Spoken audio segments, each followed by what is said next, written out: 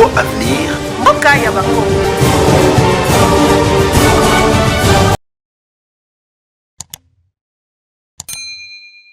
Très cher fidèle abonné à Congo Avenir, merci Nabino Nyoso partout dans le monde. Ici Kapi Bozwaka, habitude Yakolanda Congo Avenir. Ici Kapi Bopesa Biso confiance. Vous êtes nombreux, vous êtes plus de 162 000 abonnés. Vous Bopesa confiance dans Congo Avenir. Merci Nabino. Et le retour aussi, Nabino continue toujours qu'on s'allume sur confiance. Tous les listes Nabino Sika Oyo. Parfois, dans le moment où Bino Bozala na misala, na occupation Nabino Biso kitara na terrain, qu'on sale Nabino Musala, bo aimer ba vidéo Nabiso, bo surtout que bo partager yango. Et resala Nabino bien beau, s'abonner vraiment massivement à la chaîne Nabino YouTube et Congo Avenir. Et puis, bo cliquer na cloche wana pour ne pas rater ba information à chaque fois que toko publier toko tchelo kasika bozwaka ba notification. Depuis vendredi dernier, moi Namboka, le conseiller privé du président de la République, vendredi ezalaki les pardon, excusez-moi, vendredi ezalaki depuis le 20 janvier, donc moi Namboka Fortina Bissele, le conseiller privé, il y a chef de l'État, Azana cellule na Makala. Et image ezalaki na Congo Avenir bolanda qui ont vraiment le jour na vendredi tozala ki wana to l'accepte no ndenge nini bayaki na ye. Et puis nani manene makambo lekelaki. To lengaki to ça bino vraiment musala ko kende ko matina prison Makala ndenge nini mais linga quitté to continuer to sa musala na malgré nyos to salaki et simba quitté mais image ezana Congo Avenir. Bon, continuer toujours na kotala yango. Donc Fortina Bissele le boyebier azala qui le conseiller privé et chef de l'État, donc bakangina makambu ebele exemple obsoto ko lobawana oyo c'est ma source ndenge pesa qui information, il était détenu.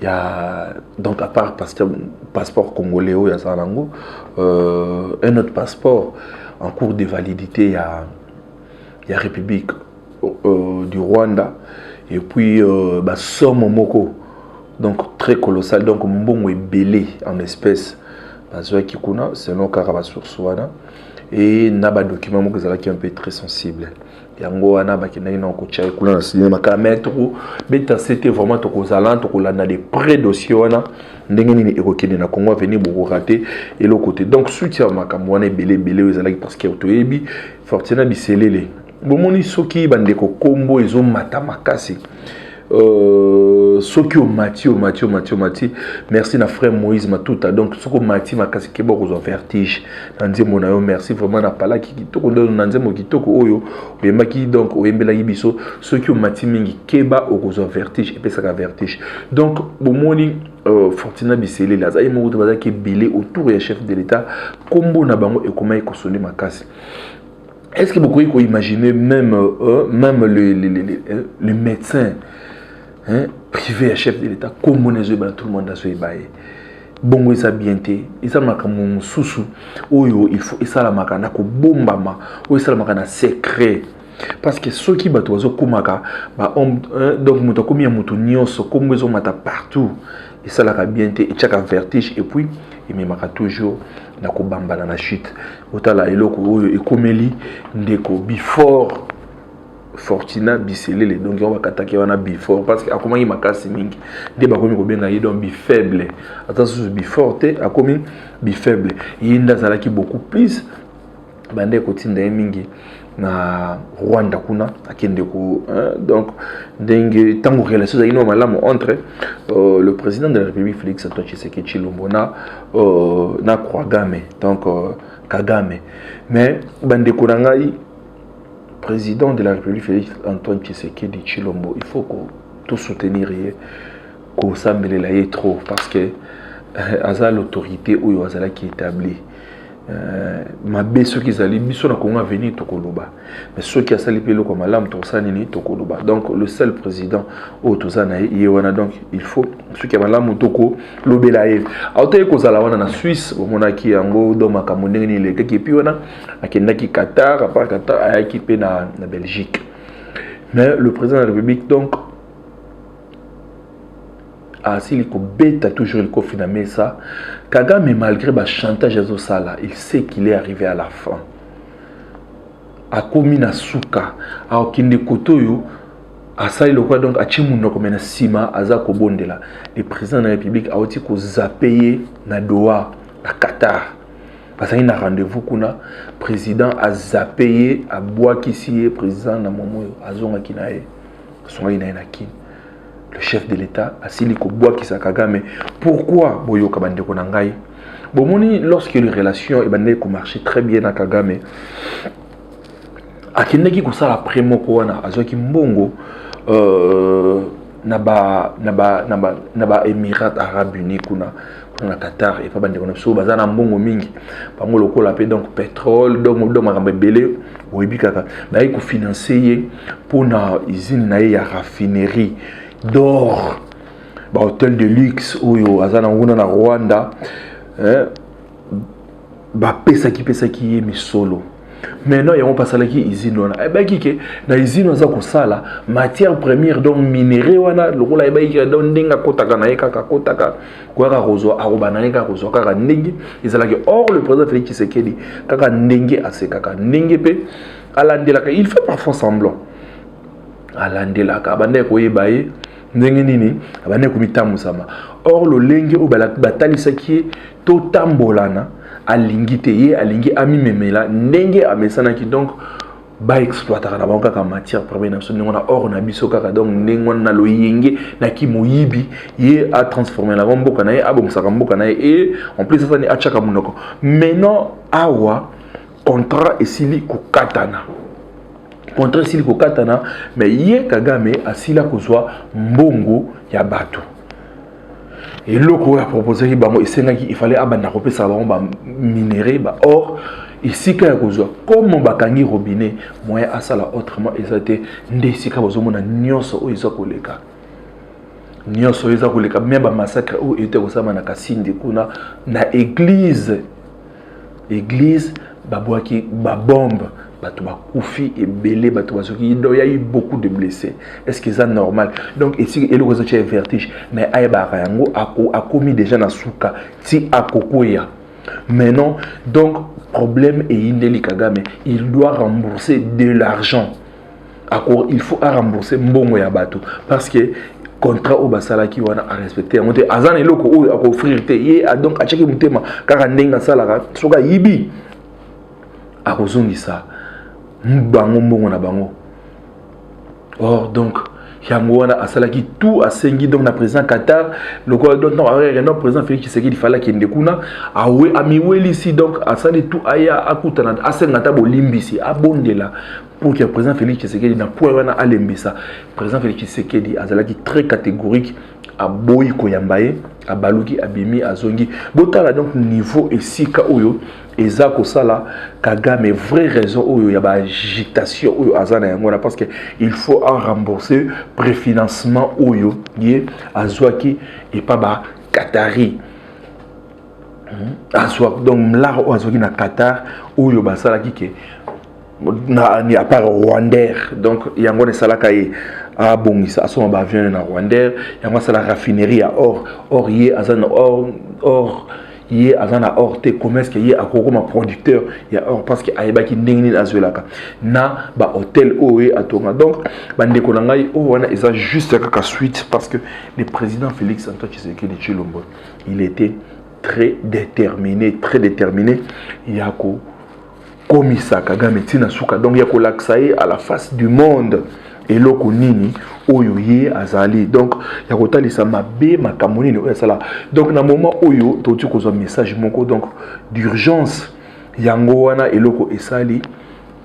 que alingi asphyxier Goma donc acha trouble a bloqué Goma parce que azomona moyen mosusu nini akusala te yango wana donc abimisa bitumba na Goma donc eloko ba uti ko célébration donc kalami te na ngonga wona ndeko Jimmy Dide awa donc la tension eza vraiment ya komata et puis FRDC longonya na bino FRDC baza prêt balobi yango soki asalima seki donc bisona cette fois-ci to kosila na parce que déjà embargo autozara na ngo pona kosoma mindu ke sila bote komona donc je crois ça lelo ma vidéo na biso ba réchauffement donc de ba bandaki ko chauffer donc un des alakawana donc réchauffer ba matériel ou ba avion de guerre ba avion de chasse nyonso ba ndai ko bongisa ngo déjà na Goma parce que ba yeba ki bazoki déjà ba info bazoki déjà ba fuite d'information que ndeza boye yango alingaki soki na doa wana esimbite aya abimisa bitumba na Goma wana et tout ça près ba congolais ba soda na biso donc biso tout ça si manabiso RFARDC Longonia donc elongo tokolonga munguna Kagame donc botala eloko oyo tonga tolobana pona biso liboso agitation oyo Kagame za na yango wana bandeko na ngai botala vidéo oyo tokotiela bino la CENI donc toyebi ke lelo toza le 23 il fallait clôture donc il y a enrôlement et salama la 10 provinces oyo Tobandaki le 24, donc il fallait El Salama lelo, un mois et coquille. Mais c'est ni Bokolo Kango na Moko, Madame, je crois Patricia c'est donc à sa statistique, maintenant mais comment soulever Moké. Donc, Basile ko prolongé, Babaxi 25 autres jours. Donc, centre, bureau d'enrôlement et Kokama leloté. Encore 25 jours. Mais jusqu'à là, sur les 18 694 054 enrôlés Oyo, qui s'enrôler. Donc jusqu'à là, enrôlé Kaka. Donc il y a population Oyo, bandé dans le bureau de vote. Donc jusqu'à là, 7 910 679 personnes des bazars enrôlées. Donc sur ce, et ça est 37%. Donc il a peine à la moitié. Donc donc on en a un mois. Donc le col a au moins 18 millions. Ceux qui n'ont pas un mois donc j'espère que ça est normal. Mais est-ce que vous avez une question? Est-ce que prolongation wana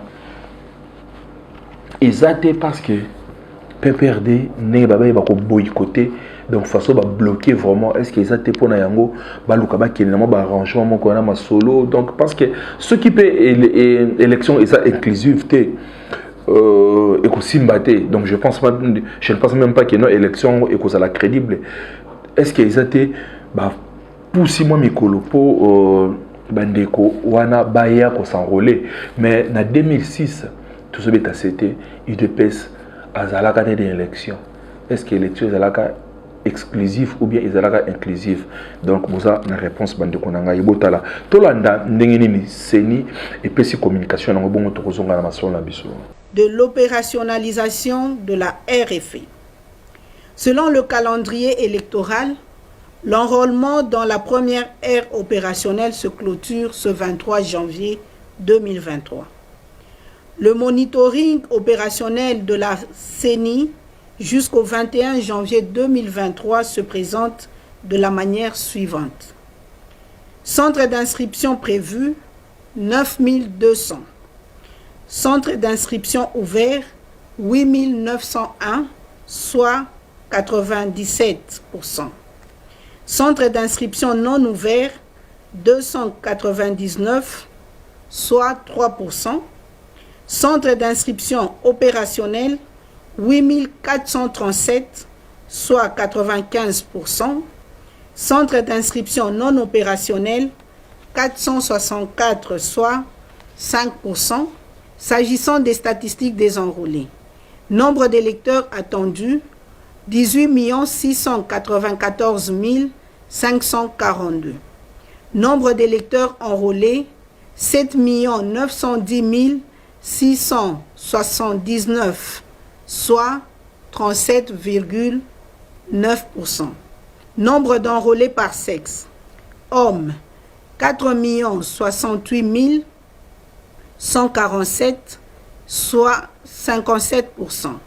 Femmes, 3 23 532, soit 43%. Concernant le nombre d'enrôlés par cas spécial, nombre d'enrôlés à l'horizon 2024, 325 582, soit 4,5%. Nombre d'électeurs enrôlés par témoignage, 759 307, soit 37,9%. Nombre d'électeurs enrôlés sans empreinte, 167 455, soit 2,3%. Nombre d'électeurs enrôlés sans iris, 26 591, soit 0,3%. Mesdames et messieurs, de ceux qui précèdent et eu égard aux statistiques avancées ci-dessus, la CENI s'est réunie en assemblée plénière en vue d'évaluer et analyser objectivement la situation observée sur terrain. Il ressort de cette analyse qu'un nombre important de la population ne s'est pas encore fait enrôler. Néanmoins, le management de la CENI reste confiant quant à la suite de cette opération dans l'AO1. En outre, la CENI trouve pertinente et fait sienne les observations faites par les partenaires au processus électoral pour une rallonge de délai de l'opération d'identification et enrôlement des électeurs en cours dans la première ère opérationnelle. Après débat et délibération, la CENI décide d'accorder une période de rattrapage de 25 jours additionnels à l'opération d'identification et enrôlement des électeurs dans la première ère opérationnelle à partir de la date de clôture initialement prévue, ce 23 janvier 2023, tel que repris dans le calendrier électoral. Ceci pour permettre à toute la population en droit de voter d'être en possession de la nouvelle carte d'électeur. Par ailleurs, la CENI rappelle que l'opération d'identification et d'enrôlement des électeurs dans la deuxième ère opérationnelle débute ce mercredi 25 janvier 2023 dans les 9 provinces suivantes: au Katanga, au Lomami, Kasaï, Kasaï central, Kasaï oriental, Lomami, Lualaba, Sankuru, Tanganyika, ainsi que pour les Congolais résidant dans les 3 pays étrangers, à savoir l'Afrique du Sud, la Belgique et la France, conformément au calendrier électoral. Wana bosili kolanda message ya madame Patricia Seya na ndenge ba tiko prolonger mais tobeta c'était na ba biloko moko ezoleka wana na CENI qu'on se le dise biso totaki ko totambolaki na bureau de vote bandeko bazo travailler bazo souffrir et belé vraiment bazo souffrir et yango wana bomoni cop ezo salama. Ils ne sont même pas payés. Tu éviter à moi que c'est une vérité. Mais ils ne sont pas payés. Moi, quand même, je suis motivé. Maintenant, qu'est-ce qui se passe dans le centre d'enrôlement? Les politiciens, les Kabilo, donc, pour l'égoïsme, pour l'avantage, lobby, la réunie. Beaucoup qui ont bureau ya CENI en otage te ba politicien président Denis Kadima Sozoyoka na vice nayo Didi Manara ba politicien ba komi ko bureau ya CENI en otage. Donc bazawana na soir ba président ya centre bazo kende bazui moi quelque chose bango bazoya na batu na bango. Oui, c'est bien, il s'enrôle, mais sauf que baza kolanda ordre ceux qui ba pour que ba s'enrôler ba zela batika ba oyo mutu oyo ala muki 5 heures aye pour que azo carte na ye a s'enrôler te. Mais au moins, batu mususu na bureau à 16 heures, mais eux ils travaillent oui jusqu'à 18 heures bani baza ko s'enrôler, mais sauf que tito madosa la ndengona c'est parce que ba yebike baza au retour bazo zo ba billets de banque, quelques billets de banque.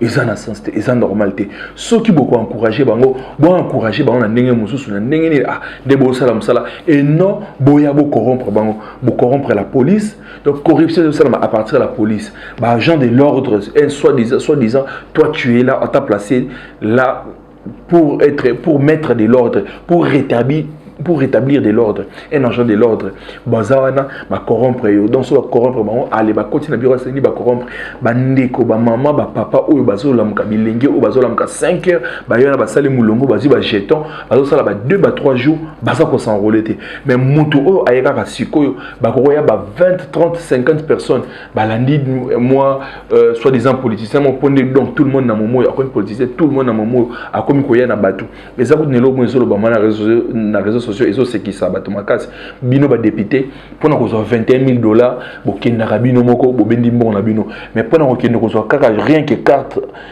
d'électeur na yo il faut même abattre tala peuple congolais font la mission bande ko na bo font la mission na makamu susu ba même binoté na makamu susu il faut amener leurs enfants, mais na makamu o ya ko tambola ko ko beta ba fanfare ya ko yembela bango ki ajalelo bazo même bino pour na sima après sur moi 1000 francs après sur moi 2000 francs au talanga na zana base batanga na zani bo font la mission, donc eloko wana ezo sala mawana na centre ya enrôlement tozo sepela na yangote ba politicien bo tira ko kanga ba bureau ya seni en otage eza ya binoté eza ba propriété privée na minoté, donc bota la moi c'était tout le qui tout ça l'année tout bêta yangwana, donc mandeko na ngai ba oboye ko kota on a donc plus de 143 81 369 17 43 tout ça on a comment à venir bo s'abonner na chaîne na biso to bande ko lobela makambo yo, donc ndenge président Félix Tshisekedi a zappé Kagame tanga yo ki no président Félix Tshisekedi azana rendez-vous, donc il fallait mon na président à Qatar parce que bo tiro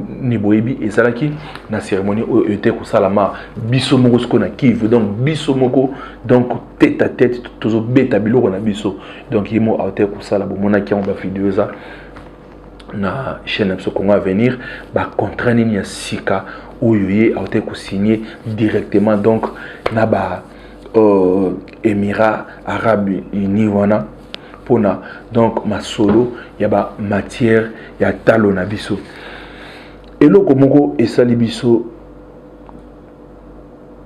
pas si makasi tout le yango, mais bota la vidéo où le mari de l'ancienne président il y a Assemblée nationale Janine Mabunda mobali na monsieur Odon azako appartenir toujours à une sacrée et à Bengisi ba congolais ba ko s'enrôler, tandis que moi si na pas perdre baboyi bango ba kende ko s'enrôler jusqu'à ba carte, mais mobali na ye andimi ba s'enrôler bomoni ba jenini est-ce que na parler ba solo la makamonini est-ce que ko mona ko to solo la oyo azal loyal na chef de l'état oyo ko to azal loyal na ancien chef de l'état il est carandeni bota la message ya mobali ya Janine Mabunda so iboyebi ete bomona ye message nini apesi na bandeko ba kende ko s'enrôler massivement.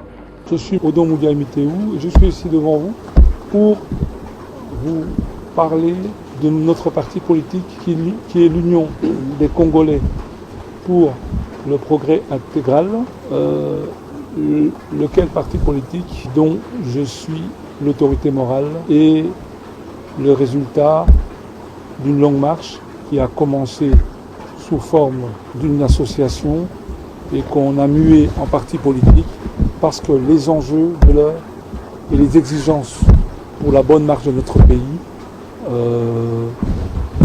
le demandaient. Le pays, comme je viens de vous le dire, c'était d'abord une association, mais c'était une association de gens, de femmes et d'hommes congolais qui étaient quand même, je dois quand même vous le dire, qui étaient implantés sur plusieurs régions de notre pays. Et aujourd'hui, nous avons commué sans parti politique parce que nous avions jugé bon de le faire au regard des problèmes et des enjeux que nous rencontrions en tant qu'association lorsque nous parlions avec nos membres et nos concitoyens. Tous ces pays, c'est une volonté de régler les problèmes de notre pays par le biais de certaines valeurs que nous partageons, des valeurs qui permettent aux hommes et femmes de cheminer ensemble comme l'amour, l'unité et le travail. Nous pensons que ce sont des concepts qui permettent au parti de fonctionner et le parti de s'affirmer. Il faut savoir, comme je vous ai dit, que ce parti est sur 22 provinces.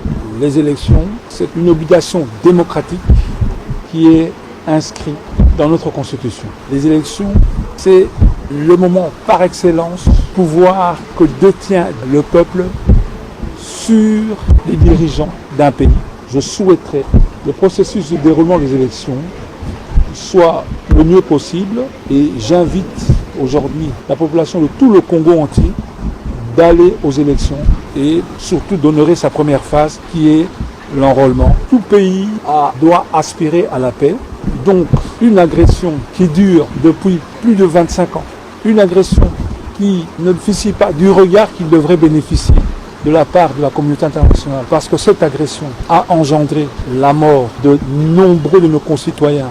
Cette agression a engendré des affres dont on ne parle pas. On nous a parlé du génocide rwandais, mais il y a aussi un génocide ici au Congo. Des rapports des instances internationales les plus crédibles ou qui ont pignon sur rue, comme les Nations Unies, comme d'autres internationaux, font état de ces genres de tragédies. Nous nous posons la question de savoir pourquoi tant d'injustice dans le traitement du dossier Congo par rapport à cette énième agression. Mais aujourd'hui, nous saluons quand même le changement d'attitude des instances internationales, parce qu'il y a quand même une victoire diplomatique importante qui doit être soulignée. La levée de la notification qui frappait le Congo sur ses achats d'armes. Aujourd'hui, le Congo peut acheter librement ses armes pour se défendre. Nous devons rester vigilants, comprendre que le Congo, c'est notre seul bien à nous, qui nous est commun, que nous devons défendre son intégrité, sa souveraineté de manière totale et sans complaisance. Donc, l'agression, on la condamne, mais nous, Congolais, nous avons la responsabilité de mettre fin à cela. La RDC étant un pays continent, qui a la taille d'un sous-continent, disons, et qui est un pays qui est un peu spécial aux yeux du monde, parce que c'est un pays qui est économiquement riche, d'autres parlent même de scandales géologiques, c'est un pays, maintenant on parle d'un pays solution, parce que face à tous les gros problèmes que le monde rencontre dans sa marche, les solutions peuvent être trouvées en RDC de par, je prends par exemple sur le plan environnemental, sa forêt qui devient un poumon, le deuxième poumon du monde, ses atouts hydrauliques. Tout ça fait que nous avons, nous, Congolais, la responsabilité écrasante, je dirais, de faire fonctionner ça au mieux des intérêts des Congolais et même quelque part de l'Afrique et du monde. À l'UCPI, nous sommes décidés à combattre les antivaleurs pour que nous transformions ces potentialités en réalité palpable pour notre pays et pour le reste du monde.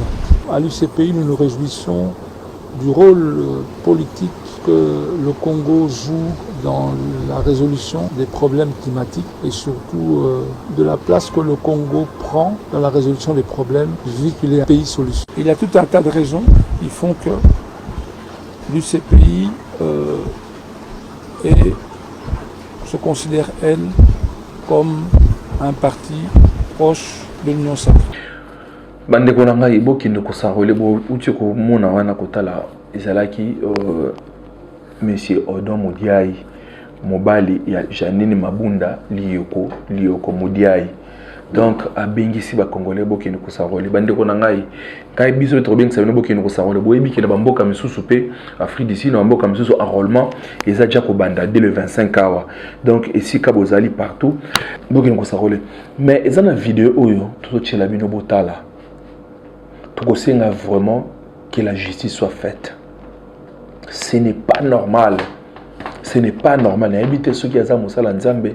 Et puis, makambo et comme kosama na loyenge. Botana en vidéo. Un pasteur, soi-disant un pasteur. Dans loyenge, ceux qui l'oroni na melaki, ceux qui l'oroni na liaki, ezala kitoko. Kokende kozwa mbongo ya mboka na biso le franc congolais. Les associés na bandengeni ba diabolo kotumba le franc congolais. Général Kassongo, il faut beaucoup quota. Biso to kopesa d'autres quota to yeba pasteur aza église nini. Yango tozo chaba élément ou na réseaux sociaux pour que to yeba comment est-ce qu'il se permet, pourquoi il se permet de brûler l'argent. Azui mbongo appelé sango moto. Or Ce qu'il avait oublié, les contrefacteurs, donc les contrefacteurs est puni de servitude pénale. Type wana, pasteur wana, il faut ayeba mibeko et zanini. Il ne peut pas dépasser les bornes. Nzamba zamta des autres étaient. Depuis quand yo okoyi kozwa mbongo ne wana au vu et au-dessus de tout le monde, aucun de ko brûler yango, au pélisson, au tumba yango. Ça c'est du n'importe quoi. N'habite ba Congolais to melaka nini, to liaka nini, et sengo yango eloko nini a gagné ki ne eloko nini oyo et puis c'est trouble à tumba franc congolais pour remplacer on mbongo nini. Et ça pas si peu mawa. Bota la vidéo na bon tozonga to kabwana.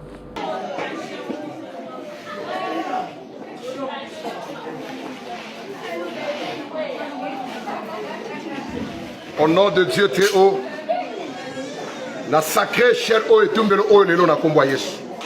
Nzambe oyo benga ngai. Wezali mbeka na yo ya liboso tozo pesa yo. 2023. Mwana nyonso ya église wa pambwa. Mwana nyonso ya église wa ke liboso. Nzambe na lola. Etumbelo oyo nazo pesa yo. Maladi ya bato ekende. Molili ekende. Chelikte ekende. Passe ekende. Seigneur, yoloba kiete na Abraham. Amemela yo mbeka azula yo mwana na yo ya liboso apesa yo. Seigneur, ofrande ya liboso ya cher o yango etumbelo oyo ane oyo oyo azala kindoki akufa oyo akoleka na kisa kweya oyo akosala ekobo awa kweya o nyonso akoya na esprit ya tentation nzamba mona yo. Je déclare en tant que témoin cela na ezala compliqué. Je déclare et j'annonce devant cette chair, Seigneur, na kombo na Yesu,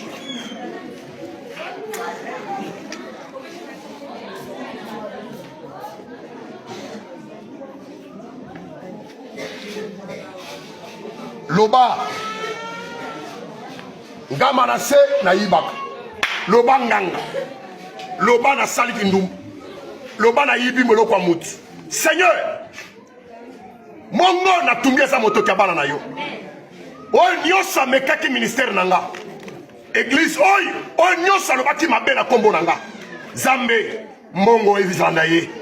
Molili elanda ye. Yawe moto akota nganga pesa mbongo esakifiaka bato. Zambe mbongo elanda. Ezala mwasi. Ezala noki nyosa lokaki église oyo.